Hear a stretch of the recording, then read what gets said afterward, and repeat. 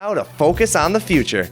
As you prepare to take the next step, here's the latest leaders in the making from Lawrence Technological University.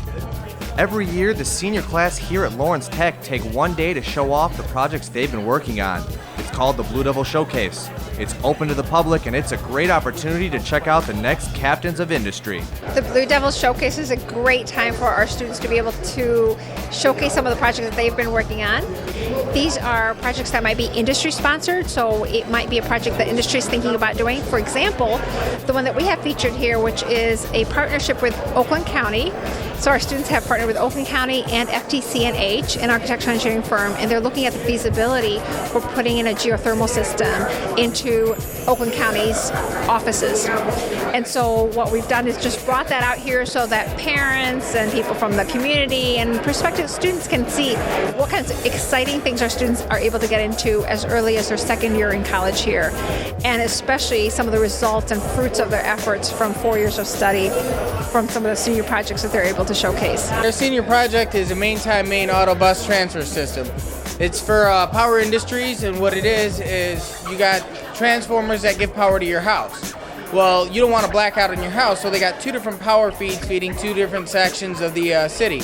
If one section goes down, they got a main or two mains for each area, and then a transfer. So if this side goes down, this closes and gives power to that side. So the power is up until they can solve the problem over here. What we have here is this is a universal device that you can mount underneath your vehicle. For what it does is it will absorb oil. If you have a small oil leak, it'll prevent the oil from leaking onto the ground. And we have it set up with a meter that will run inside of your dash.